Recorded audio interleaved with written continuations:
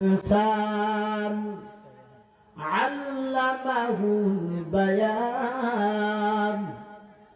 আল্লাহ রাব্বুল আলামিন এই সূরার শুরুতে রহমানের পরিচয় কেন দেন?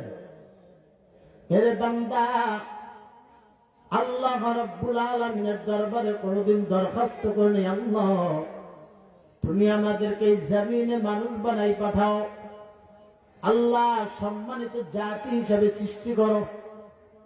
বিনা দরখাস্তে আল্লাহ তাআলা আমাদেরকে মানুষ বানাই জমিনে পাঠিয়েছেন। এ পর্যন্ত সীমাবদ্ধ নয়।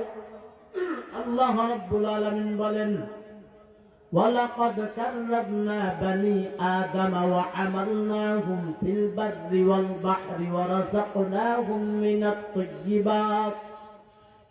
তাইয়্যিবাতি ওয়া ফাদ্দালনাহুম আলা কাসীরিম মিম্মান খালাকনা তাফদীলা।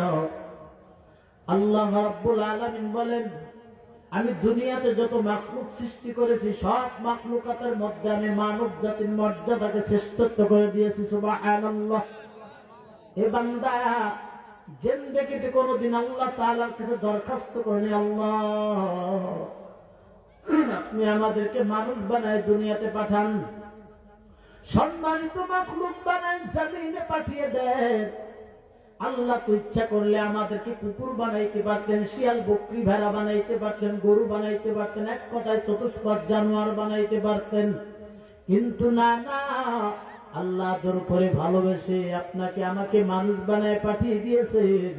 সব থেকে বড় দামি কথা হলো মুসলমানের ঘরে ভূমিষ্ঠ করিয়েছেন, বিনা চাওয়ায়, বিনা দরখাস্তে, বিনা রিকোয়েস্টে আল্লাহ তাআলা আপনাকে আমাকে এত দামি মাখলুক বানায় জমিনে পাঠিয়ে দিলেন। এটা হলো আল্লাহ তাআলার বড় বান্দার প্রতি অবদান। এজন্য আল্লাহ তাআলা সূরা রহমানের পরিচয় দেয়, আর রহমান। আর রহমান, আল্লাহ হলো রহমান এবং দয়ালু। এর বান্দা, আর এক রাত আসছে, মক্কার কাফেররা রহমান সম্পর্কে কিছুই জানতো না, রহমান সম্পর্কে কোনো ধারণা তাদের ছিল না। রহমান কারো মুখে শুনলে তারা জিজ্ঞাসা করত, রহমান আবার কি? তখন আল্লাহ তাআলা এই রহমান আয়াতটা নাজিল করলেন আর বুঝাই দিলেন, রহমান হলো দয়ালু, অতীব দয়ালু। আল্লাহ হলেন দয়াবান। আল্লাহ রহমান। এরপরে আল্লাহ বলেন, আল্লামাল কুরআন।